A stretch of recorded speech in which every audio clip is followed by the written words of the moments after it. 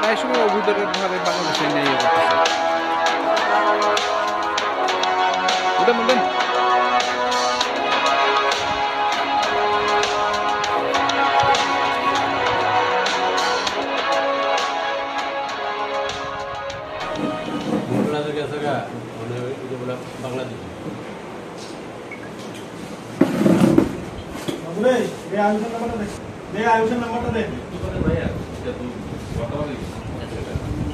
তারা তারা বয়স তোর নাম কিটা?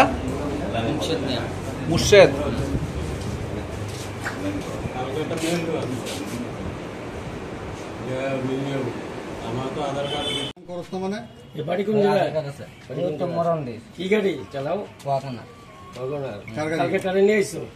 কালকে একটা মেয়ের লোক আইছে।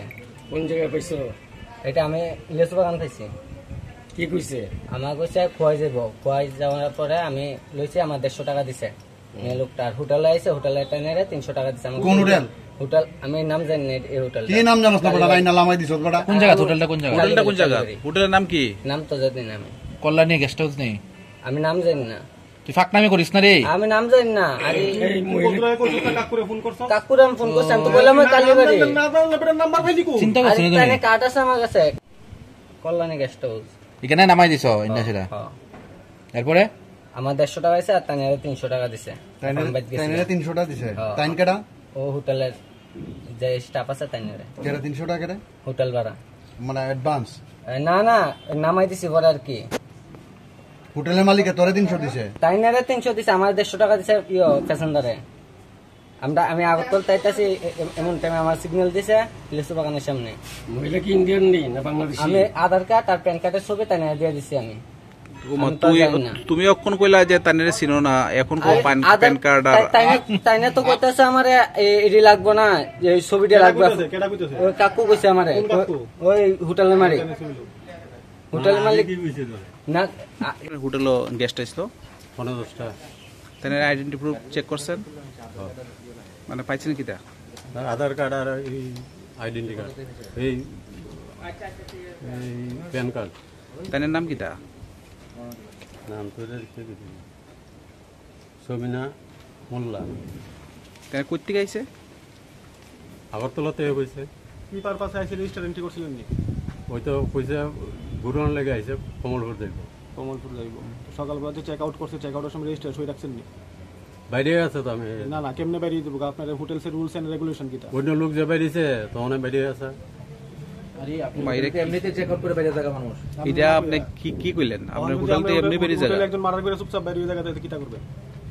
এটা কি প্রসেসিং হইলো? হোটেলে তুলে আপনার কোনো সিস্টেম নাই? আপনার তো সিস্টেম রেজিস্টার। সিস্টেম রেজিস্টার হলে একটা মানুষ কিভাবে চেক আউট না করে কেমনে বাইরে গেল? আপনার হোটেলে একটা গেস্ট আইছে, আপনি যখন সকালবেলা তার গেট খুলে দিবেন, সে তখনই হোটেল থেকে রেজিস্টার এন্ট্রি কইরা টাইম দিয়ে না জানে কিভাবে করে বাইরে দিব। কিন্তু আপনি জানেনই না মহিলা বাইরে গেছে। তে বড় ধরনের একটা ক্রাইম করব, গেস্ট এসে, তখন এটা লায়াবিলিটি আপনি নেবেন নি। প্রায় সময় আপনি হোটেলের ভিতরে আরো অবৈধ কাজকর্ম হয়, এরকম অভিযোগ আছে। এছাড়া আরো অভিযোগ আছে আপনার হোটেলে প্রায় সময় বাংলাদেশি রোহিঙ্গারা আশ্রয় নেয়। ঠিক আছে এটা কোন যেটা কইতেন? এছাড়া আপনার বিরুদ্ধে অভিযোগ আছে আপনার হোটেলে রোহিঙ্গা এবং বাংলাদেশিরা আশ্রয় নেয় ম্যাক্সিমাম সময়। এই বিষয়ে কি বলবেন?